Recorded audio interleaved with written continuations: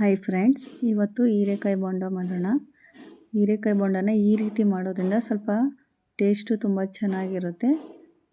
ಯಾವ ರೀತಿ ಮಾಡೋದು ಅಂತ ನೋಡೋಣ. ಹೀರೆಕಾಯಿನ ಉದ್ದುದ್ದಾಗಿ ಕಟ್ ಮಾಡ್ಕೊಂಡಿದ್ದೀನಿ.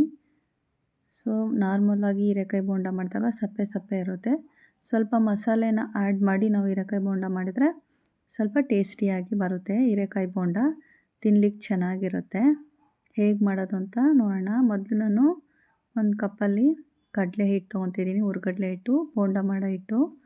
ಅದಾದಮೇಲೆ 1/4 ಕಪ್ಪಷ್ಟು ಅಕ್ಕಿ ಹಿಟ್ಟು ಹಾಕ್ತಿದ್ದೀನಿ ಕ್ರಿಸ್ಪಿನೆಸ್ ಬರಲಿಕ್ಕೆ.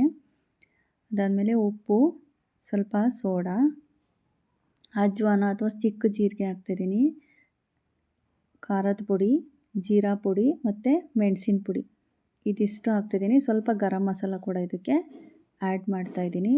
ಸಪ್ಪೆ ಸಪ್ಪೆ ಇರುತ್ತೆ, ಇಲ್ಲಾಂದರೆ ಅರಿಶಿನದ ಪುಡಿ ಹಾಕ್ತಾಯಿದ್ದೀನಿ.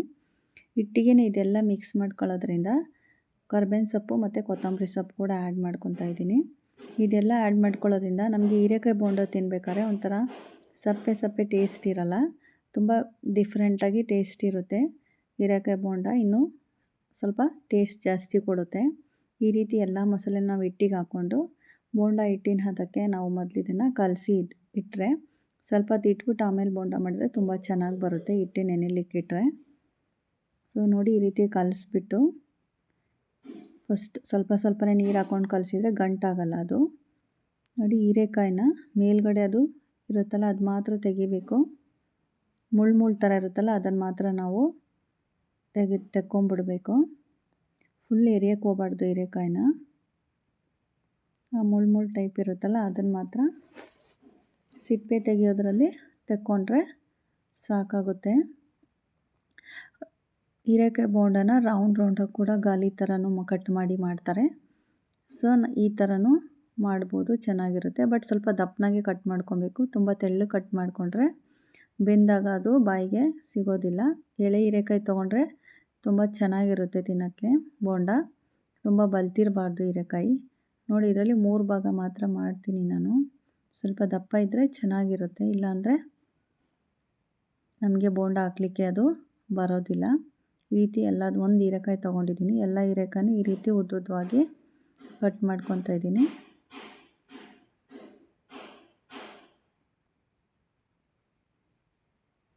ಹೀರೆಕಾಯಿ ಎಳೆದಿದ್ರೆ ತುಂಬ ಚೆನ್ನಾಗಿರುತ್ತೆ. ಇದು ಖಾರನೂ ಇರಲ್ಲ, ಮಕ್ಕಳು ತುಂಬ ಇಷ್ಟಪಟ್ಟು ತಿಂತಾರೆ.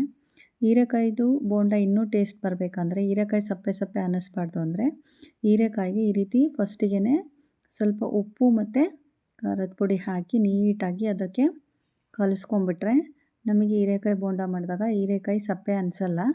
ತಿನ್ನುವಾಗ ಅದಕ್ಕೂ ಕೂಡ ಉಪ್ಪು ಖಾರ ಹಿಡ್ದಿರುತ್ತೆ, ತುಂಬಾ ಚೆನ್ನಾಗಿರುತ್ತೆ ಅದು. ನೋಡಿ, ಈ ರೀತಿ ಎಲ್ಲ ಕಲಸಿ ಉಪ್ಪು ಖಾರ ಕಲಸಿಟ್ರೆ ಚೆನ್ನಾಗಿರುತ್ತೆ.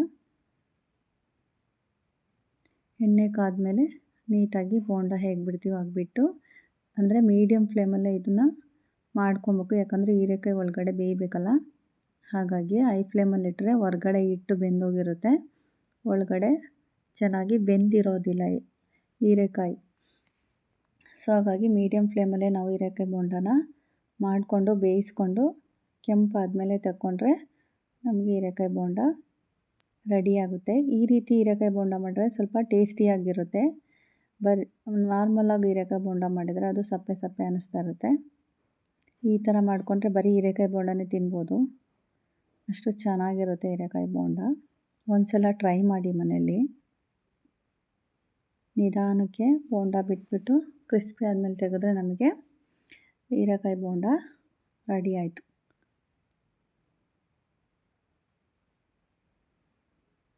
ನೋಡಿ, ಸ್ವಲ್ಪ ಹೊತ್ತಾದಮೇಲೆ ತಿರುಗಿಸಾಕಬೇಕು.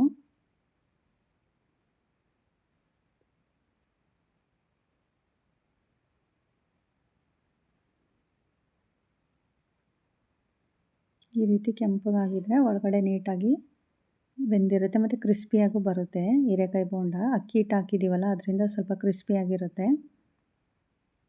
ತುಂಬ ಹೊತ್ತು ಕ್ರಿಸ್ಪಿನೆಸ್ ಇರುತ್ತೆ ನಾವು ನಿಧಾನಕ್ಕೆ ನೀಟಾಗಿ ಬೇಯಿಸ್ಕೊಂಡ್ರೆ.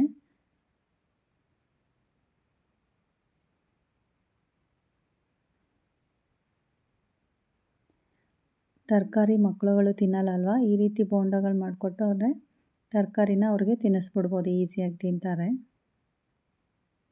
ಎಳೆ ಹೀರೆಕಾಯಿ ಇದ್ದರೆ ತುಂಬ ಸ್ವೀಟಾಗಿರುತ್ತೆ, ಚೆನ್ನಾಗಿರುತ್ತೆ ಬೋಂಡ. ಬಲ್ತಿದ್ರೆ ಅದ್ರಲ್ಲಿ ಬೀಜಗಳೆಲ್ಲ ಇರುತ್ತೆ, ಬೋಂಡ ಚೆನ್ನಾಗಾಗಲ್ಲ. ಫ್ರೆಶ್ ಆಗಿರೋ ಹೀರೆಕಾಯಿ ಆಗಿದ್ದರೆ ನಮಗೆ ಹೀರೆಕಾಯಿ ಬೋಂಡ ಮಾಡೋಕ್ಕೆ ತುಂಬಾ ಚೆನ್ನಾಗಿರುತ್ತೆ. ಸಂಜೆ ಟೈಮಲ್ಲಿ ಮಳೆಗಾಲದಲ್ಲಿ ಚಳಿಗಾಲದಲ್ಲಿ ಮಾಡ್ಕೊಂಡು ತಿಂದರೆ ಮನೆಯಲ್ಲೇ ನೋಡಿ ಈ ರೀತಿ ಕೆಂಪಗೆ ಆಗಬೇಕು. ತಿರುಗಿಸಿ ಹಾಕ್ಕೊಂಡು ಮಾಡಿಕೊಂಡ್ರೆ ನಮಗೆ ತುಂಬಾ ಚೆನ್ನಾಗಿ ಬರುತ್ತೆ ಹೀರೆಕಾಯಿ ಬೋಂಡ. ಅದ್ರ ಮೇಲೆ ಸ್ವಲ್ಪ ಈರುಳ್ಳಿ ಕೊತ್ತಂಬರಿ ಸೊಪ್ಪು ಹಾಕ್ಕೊಂಡು ತಿಂದರೆ ಇನ್ನೂ ಟೇಸ್ಟು ತುಂಬ ಅಂದರೆ ತುಂಬಾ ಚೆನ್ನಾಗಿರುತ್ತೆ.